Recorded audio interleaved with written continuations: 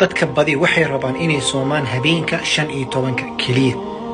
habeenka 15 kaliya soom lagu khaas yeeli karaa. su-aashaas aan rabaa inaan ka jawaabo ee si fiican ra'iis khayr Allah ku siiyo. nabiga sallallahu alayhi wasallam wuxuu inoo jideeyay oo sunna inaaga dhigay oo asxaabtiisa u dardaarmay laba asxaabtiisa kamid Abu Hurayra Abu Darda asigana uu sameyn jiray waxa waaye bil walbo 3 maalmood in laga soomo 13 14 iyo 15 wuxuuna ku sheegay fadli oo wuxuu yiri qofkii sooma bil walbo 3 maalmood wuxuu la mid yahay qof sanadka dhan soomay. sidaa darteed sunnadaas waa sunno sugan 13 14 15 kadaa rabtid inaad soontid maanta waa 13 14 15 haddii maanta ku dhaaftay 14 15 iyo 16 waa soomi kartaa. bil walba 3 maalmood in laga soomo baa loo baahan yahay. waxaa kaloo nabiga sallallahu alayhi wasallam ka sugnaaday inuu bishii Shacbaan soomka badin jiray. sababta uu u sheegay u badin jireen waxa wuxuu yiri waa bil dadka badi ay gaafiriinka yihiin. idan bishii Shacbaan inaa wada badiso soonkeeda ama 13 14 iyo 15 inaa ka soontid labadaas aan sheegnay 13 14 15 inaa soontid oo ayaam albiidka la yiraaho ama Shacbaan sunnada sallallahu alayhi wasallam inuu soomi jiray inaa u soontid wax la gartay waa.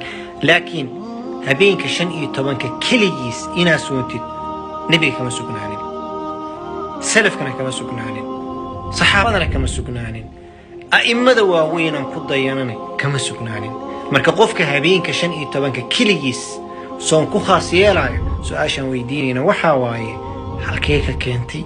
ma adiga lagu waxyooday mise xadiitha haysaay oo nabiga ka sugnaaday?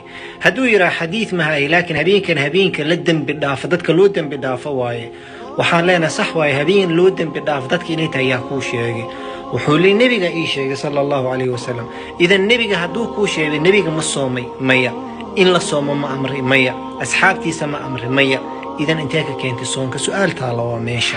haddaba walaalayaal haddaa rabtid inaad soontid bishaan 13 14 15 soon 13 waa ku dhaaftay 14 15 16 soon 14 waa ku dhaaftay 15 16 17 soon yaa ku diiday intaas loo baahan. laakiin habeenka 15 kaliya soon ha ku khaasiyeen khayr Allah ku siiyo.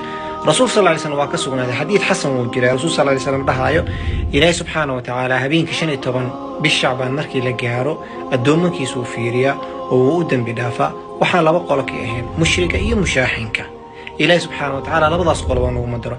لكن عمل جوني إن لا سميه والله مالي كسو أرورتي مجرنا قفكي هاي مالي كسو أرورتين هنوسو قرو فيسبوك بابليك هنوسو قريرا وكل حديث كاسن هاي والنبي صلى الله عليه وسلم كسوقنا هذا هنوسو قرو.